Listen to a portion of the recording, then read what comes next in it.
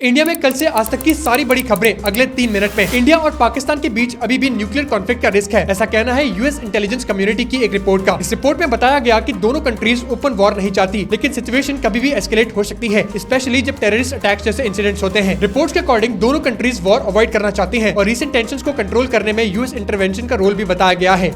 India meteorological department ने कई states में येलो और ऑरेंज अलर्ट्स इशू किए हैं। इन अलर्ट्स का मतलब है कि कुछ जगह पर थंडरस्टॉर्म्स, लाइटनिंग, तेज हवाएं और हैवी रेनफॉल हो सकती है। हैवी रेनफॉल का alert specially West Bengal, Sikkim, Himachal Pradesh और उत्तराखंड में दिए गए हैं। बाकी स्टेट्स जैसे पंजाब, हरियाणा, दिल्ली, यूपी, राजस्थान, मध्य प्रदेश, बिहार, झारखंड, उड़ीसा और महाराष्ट्र में लाइट से मॉडरेट रेनफॉल होने की संभावना है।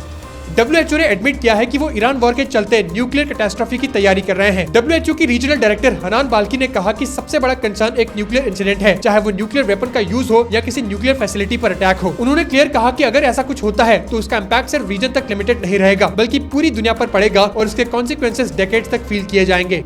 इंडिया अब एलपीजी सिर्फ मिडिल ईस्ट से नहीं बल्कि यूएस और दूसरी कंट्रीज से भी इंपोर्ट कर रहा है। मिडिल ईस्ट में चल रही वॉर के बीच एलपीजी सप्लाई को लेकर कंसर्न्स बढ़ गए हैं, लेकिन ऑफिशियल्स का कहना है कि अभी तक किसी एलपीजी डिस्ट्रीब्यूटरशिप पर कंप्लीट शॉर्टेज रिपोर्ट नहीं हुई है। एलपीजी सप्लाई नॉर्मल चल रही है और रिफिल डिलीवरी स्मूथली हो रही है। सऊदी अरेबिया ने डायरेक्टली ईरान को वार्निंग दे दी है। सऊदी अरेबिया के फॉरेन मिनिस्टर ने कहा कि ईरान के अटैक्स एक ब्लैकमेल जैसा एक्ट है और गल्फ कंट्रीज का पेशेंस अब लिमिट पर पहुंच रहा है। उन्होंने क्लियर सिग्नल दिया है कि अगर ईरान ने अटैक्स नहीं रोके तो सऊदी अरेबिया और उसके एलाई स्ट्रॉन्ग रिस्पॉन्स दे सकते हैं। ये वार्निंग आई जब सऊदी अरेबिया ने क्लेम किया कि उसने रियाद पर टारगेट किए गए 4 बैलिस्टिक मिसाइल्स इंटरसेप्ट और डिस्ट्रॉय किए।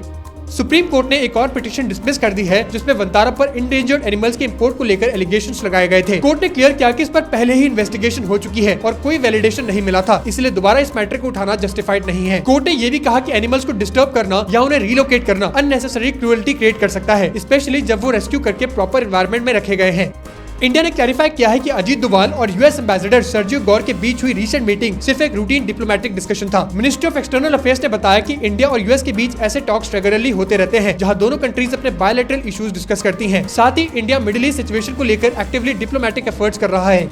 इंडिया अब लगातार डिप्लोमेटिक एफर्ट्स बढ़ा रहा है ताकि मिडिल ईस्ट में बढ़ रही टेंशंस को कंट्रोल किया जा सके। पीएम नरेंद्र मोदी भी पर्सनली ग्लोबल लीडर से बात कर रहे हैं। उन्होंने ओमान के सुल्तान, फ्रांस के प्रेसिडेंट इमैनुअल मैक्रोन, जॉर्डन के किंग और मलेशिया के पीएम से डिस्कशन की है। हर कॉन्वर्सेशन का मेन फोकस था टेंशन कम करना, पीस रिस्टोर करना और सिचुएशन को कंट्रोल में लाना। तो ऐसे करंट अफेयर्स के लिए मुझे फॉलो जरूर करना।